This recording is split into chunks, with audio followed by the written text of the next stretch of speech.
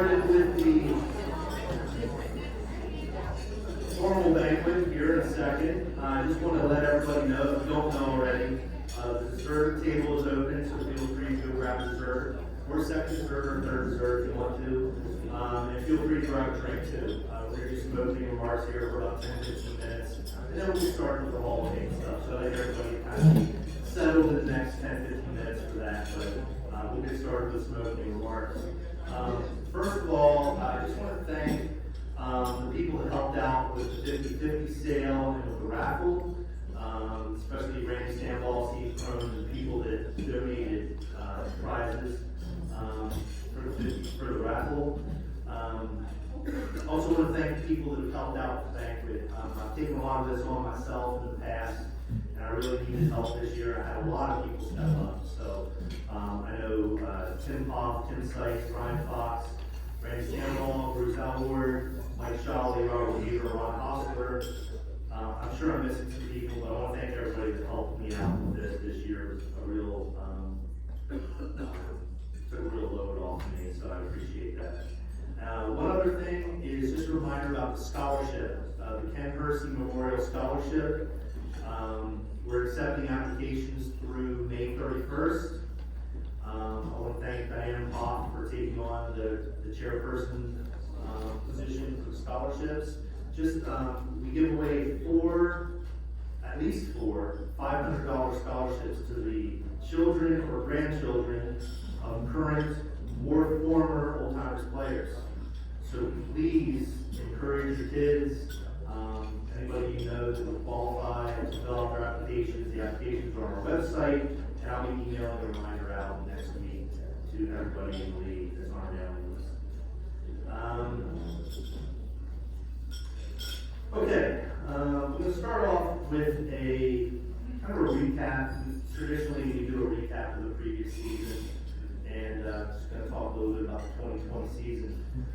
To say that the 2020 York County Oldtimers baseball season was like no other is quite the understatement, because it came with challenges we've never seen before. In fact, we were seriously wondering, was there any way we could have a season this year? I think it was a year ago this week, if I'm not mistaken, that Tim Sykes, Tim Hoff, and I met at Tim Hoff's house, and we kind of sat down and talked about, can we do this? Like, can we actually have a season with the way the pandemic was going in the news and the uncertainty? And we really weren't sure about it. Even through May and early June, we were just wondering. And we saw what some other leagues were doing, and saw the case counts were looking to stabilize a little bit in the hotter months. And we made the decision to cautiously plan to move forward, knowing that we might have to pull the plug at any point, but it was like, let's plan on having it. So that required a lot of work and a lot of changes. We put together a coded plan of action document that I never thought I'd have to write, but we did that just to be safe. We put together an FAQ document of what are we going to do if this happens, what are we going to do if that happens, and we encourage things like mask wearing and social distancing as much as you can during the game of baseball. Try to social distance, whether it's on the dugout, in the dugout, or on the field, or whatever you have to do. We did the hand sanitizing, disinfectant wipes for the equipment, and did away with the traditional handshake line, all those things. And it was an effort to just do anything we could do to keep this league alive. And that was what our goal was, just keep this alive. Especially because it was the 30th anniversary of our season, and that was another thing that was important to us, was to celebrate that. We had a lot of players opt not to come back, which we expected. We told everybody, do what's best for you. And we were, I'll say we were worried, but we were prepared to not have 16 teams like we always have. We thought, hey, if we have 12, even 10 teams, and we can keep this league going, that's better than scrubbing everything. Fortunately, we actually had an influx of new players and a lot of players that were very more excited than normal to play. And I think a lot of that had to do with their summer leagues were canceled and, hey, are we going to still do the fall league? Well, we're trying, and the interest was absolutely there. But we had an influx of players from Maryland because we had, I guess there was the Maryland leagues that played in the fall that were scrubbed or were postponed due to the pandemic. So we had a pretty large contingent of rookie players from Maryland that came up to try our league out. And I know a lot are here tonight, so shout out to Maryland South here tonight. Represent whatever. So we knew there were going to be problems throughout the year. We anticipated there were going to be problems throughout the year. I know from what I'm aware of, we had 2 known positive COVID tests during the year. And what was good about that was that people were responsible. We had stressed that from day one. Anybody that feels sick, just stay the hell home. That is the responsible thing to do. Talk to your coaches, let them know how you're feeling. And if you test positive, please let your coach know, who would in turn let league leadership know so that we could do whatever we could as far as contact tracing, who was near that person, that type of thing.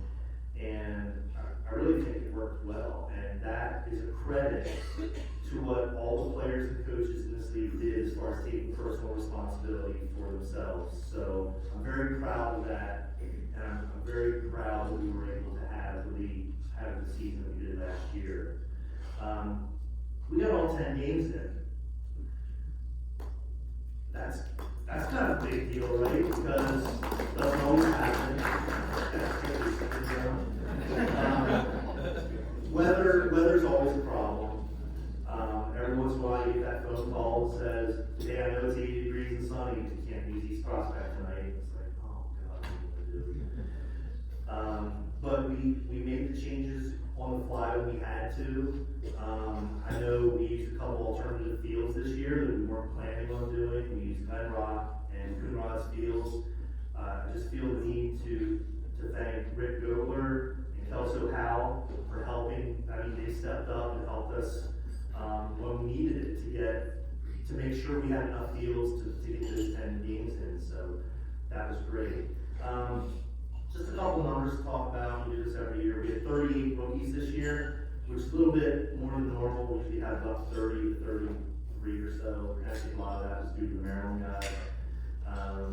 The breakdown by age, we had 113 players under the age of 50 and 96 over the age of 50. Typically it's been about a 50-50 split, but I think some of the influx of younger guys from Maryland helped skew that a little bit, and that's a good thing. There were a couple of firsts for me this year, if I'm honest. First of all, I got to hand out my very first suspension as commissioner. And I wasn't really surprised by that. What really surprised me was it wasn't Ron Oswald. But that's how it is. We got some very favorable media exposure this year. For anybody that saw the story that ABC 27 News in Harrisburg did, we have a video on our website. That was a really cool thing and a cool experience for me and for a lot of players that were featured on that. I think it did a lot of positive exposure for our league, and I think it will help us down the road. But the biggest first for me as commissioner was I didn't win a World Series this year.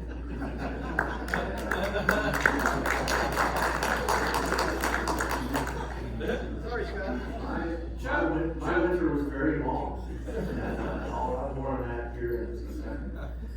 Just to talk about how the league played out, just the American and National League parity this year was kind of unusual. It seems like the first 2 years as commissioner, even when Brad did it, there was always one league that kind of stood out from the other. Either they had all the pitching, or one league didn't have the hitting, or whatever. And and there was one team that ran away with their division, and the other division was a dogfight. That really wasn't the case this year, from what I observed. In the American League, the Blue Jays and the Astros both got out to really hot starts. Made it a two-team race early, with the Angels kind of hanging on there and put some pressure on both of us. The Blue Jays took the upper hand by beating the Astros in a matchup of unbeatens at midseason. Do you remember that, Haas? Do you remember that game? I just wanted to make sure you were still awake. I remember that, but we took care of business, and it was a very well played game.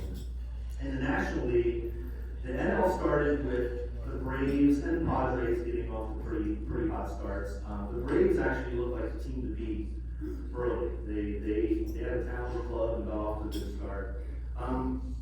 The only thing that was really totally clear after 2 weeks was that the Phillies sucked.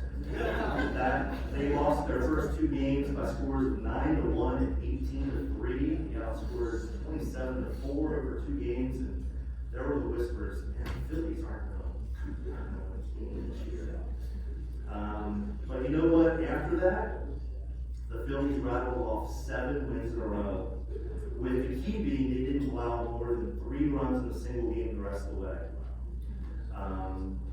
Both the Phillies and the Blue Jays were in a position to clinch their divisions the Saturday before World Series Sunday. It was a doubleheader weekend, and both the Phillies and the Blue Jays took care of business. So that set up a World Series matchup on Sunday between the Phillies and Blue Jays, and in a very, very well played game, the Phillies defeated the Blue Jays 3-1, giving Mike Sholly his first World Series championship.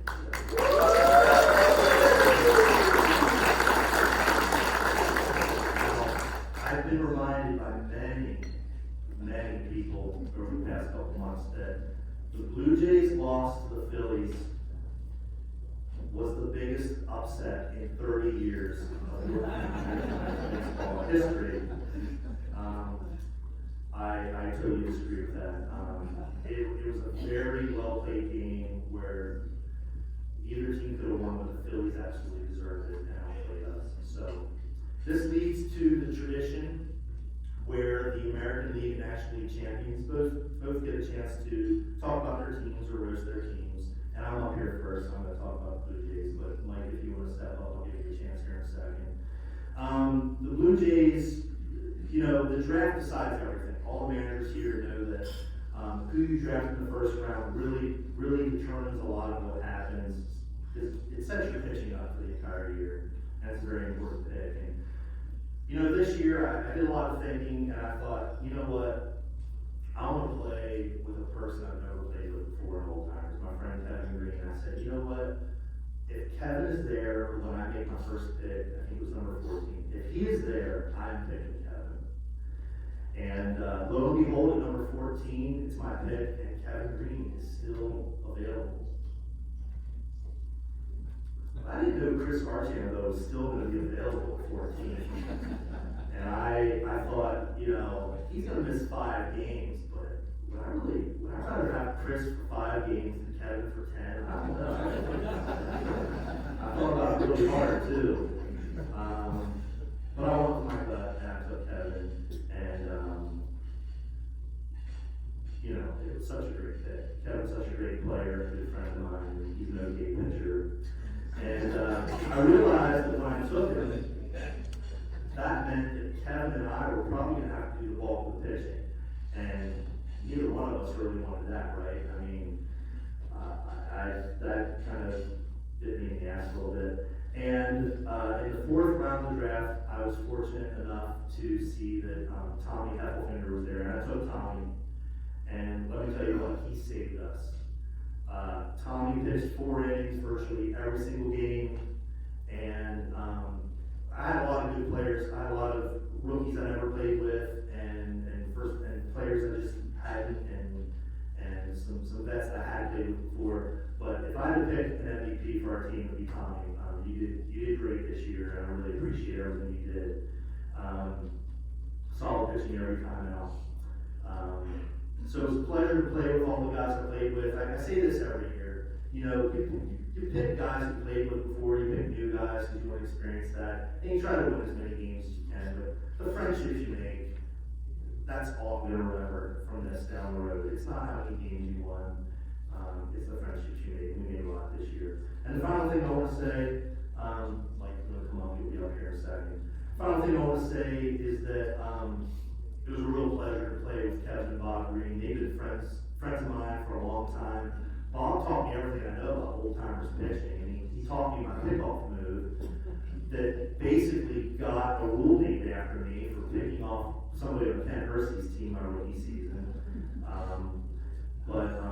I just want to say, you know, I love you guys. It was really great to play with you this year. So that's what I got.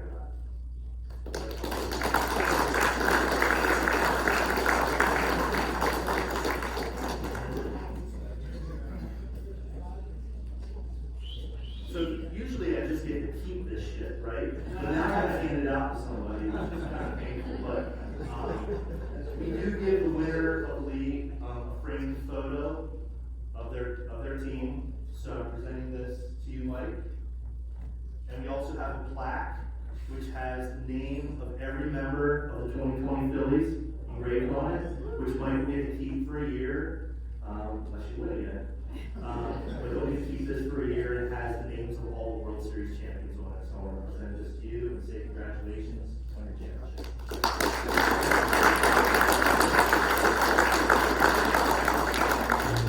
I did Mike before. He promised me he'd keep his speech to 45 minutes at most. Oh, sorry, 5 minutes.